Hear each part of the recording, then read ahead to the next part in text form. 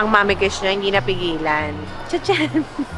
So, pad thai ulit. Kasi gusto ko mag-pad thai araw-araw. Tapos ito, yung gusto ni Liam, spring onions, na ginisa. Ang sarap niya. Grabe yung hagod nila. Ang bibigat ng kamay nila. Hard sila mag-massage.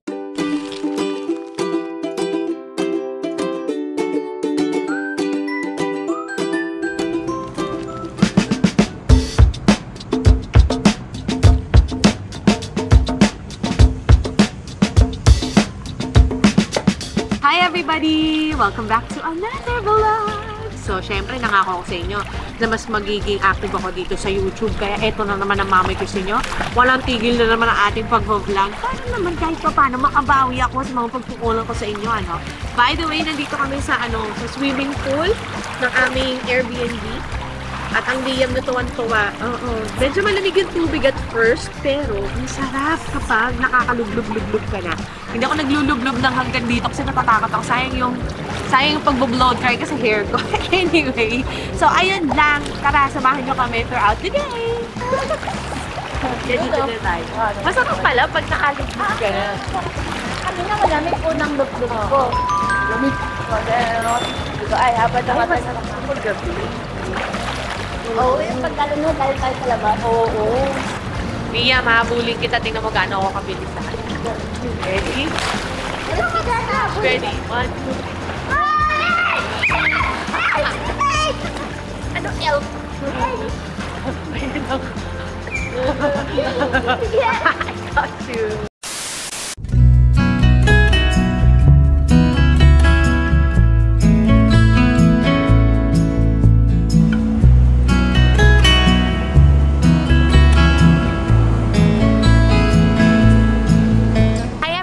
Update lang. Tayo po ngayon ay magla-lunch na. Nandito tayo sa food court ng Siam Paragon ata to.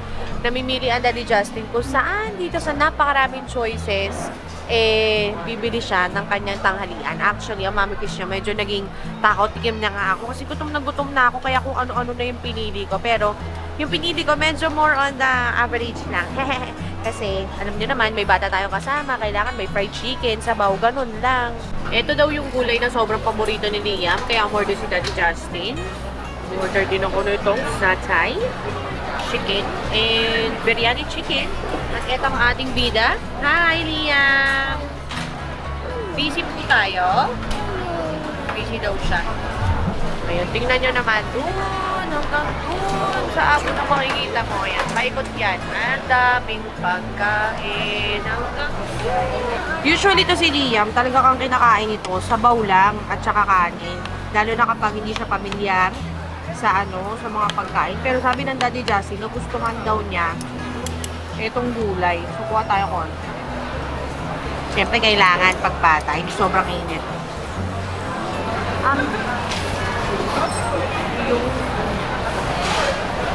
Ayan. Ako din nga, titikim. Sinudsi. Ano nasa rito? Parang ano lang siya, yung spring onion.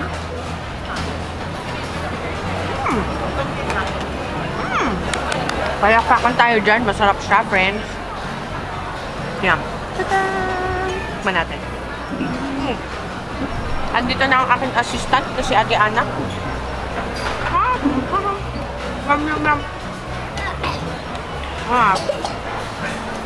Ay, kisubo ko kay Liam. 90 lang. 90.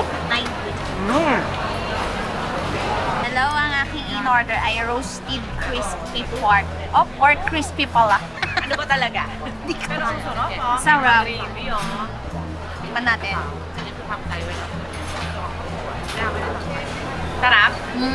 Siyempre, makikihati ako dyan. Kung mami gusto nyo, usually kami ni Ana, nagsishare kami talaga ng pagkain.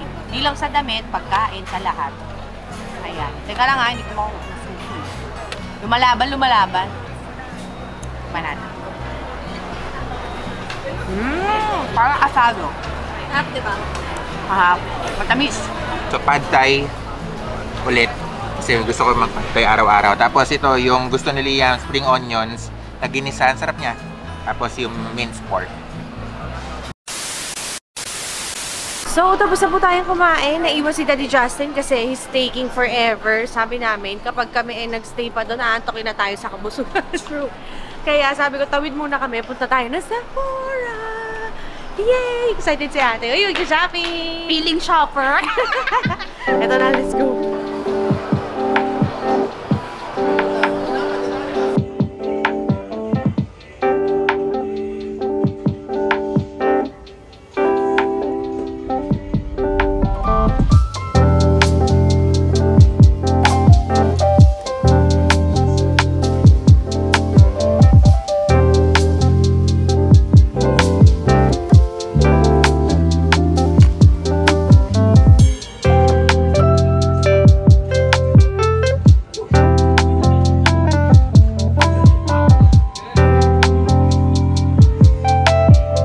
Mamikis nyo, hindi napigilan. Tachan! Tatlong items lang naman yung nabili ko. Pabango, tsaka dalawang complexion products. Actually, pang primer yung isa, tapos yung isa pang blurring stick kasi sobrang oily ng face ko. Na-try ko na siya. So, that's that. I-share ko sa inyo soon yung haul nitong mga pinabibili naman ng mamikis niyo. Anyway, I'm so happy with my purchase. I'm so happy na nakabisita ako ulit sa Sephora. Don't believe everything I said dun sa previous clip kasi bumalik ako sa Sephora to add a few more items. So, ayan, mag-haul tayo. Teka lang. Labas natin. Konti lang naman yung nadagdag. Let's start off with the first one. Ito talaga yung pinunta ko na brand sa Sephora kasi gusto ko i-try yung sobrang nag-viral nila na under eye na primer. But I end up getting this instead of the primer. Hindi ko alam kung bakit. Now, I wanna go back to Sephora and get the primer. And ito naman, na-try ko na ito. Okay naman siya. Para lang siyang, dito, para siyang pinaghalong silicone and aloe vera gel na feel sa face. This one I'm very happy about. Nagamit ko na rin pala to kasi ito yung pang-control ng shine. Kailangan ko to gawa ng sobrang oily ng mamikis ninyo. So, ganito siya. Naka-stick form, tapos may, ayan, meron tayong parang balm type na derolyo. Ito yung nilalagay ko sa bag ko palagi. Siyempre, kumuha ako ng travel size na Makeup Forever. Ayan siya. Para sa presyo nito, okay na rin yung tatlong items. And inside, nagamit ko na rin to. Kasi ang mamikis niya siya may excited. Ayan, meron tayo nung kanilang loose powder. The loose powder pala, hindi ko pa pala nagamit. No? Pero, na-try ko na to dun sa store nila. Sobrang pino nito. Tapos, meron tayo ditong mini na silicone primer o pang tanggal ng mga pores. O alam, mapapansin nyo, mamikis nyo, lagi mga pantanggal ng pores ang gusto. At saka, ang ganda nitong Mist and Fix ni Makeup Forever. Ang ganda rin ng size. Ayan, no. Dami ko na nabawas, diba? Nagamit ko na kasi. Speaking of powder, I also got this one. Ito yung Givenchy na Prisme Libre. Yung kanilang travel size, yung pinili ko. Actually, I was thinking of getting the one with parang pink or salmon shade. Pero si ate girl na nandun, pinilit ako na kunin tong shade na to. Eh di, sige, fine. Try na natin siya. Ayan siya. Ang ganda. Sobrang ganda. I can't wait to feature this sa aking mga makeup videos. Oh, I do get ready with me videos sa TikTok ha. Follow nyo ko dun. Another powder from Hourglass. And eto, matagal ko na talagang gusto to. I was contemplating if I should get yung trio nila.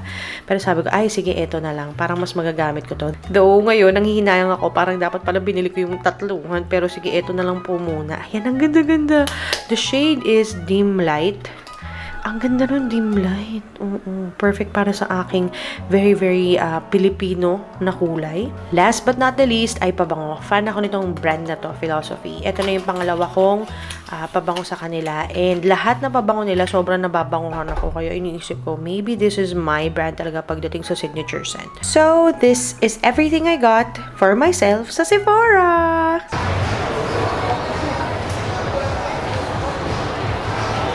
Sorry guys, masyadong high-tech. Naka-QR code.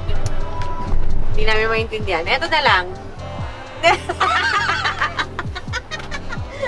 O ayan, reunited na ang Mommy Grace at ang Daddy Justin at ang Liam ay nakatulog. Napakahimbing ng tulog ni Liam kasi nga, di ba nag-swimming siya kanina umaga.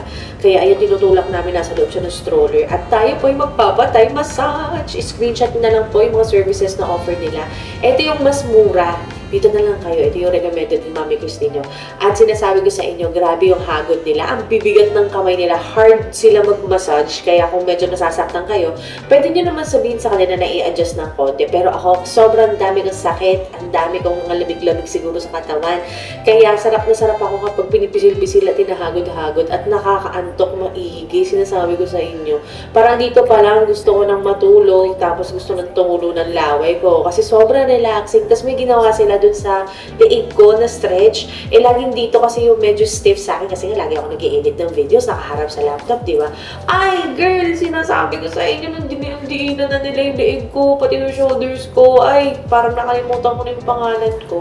O, ayun, dahil dyan, this sums up the entire vlog. Thank you for watching. See you next time!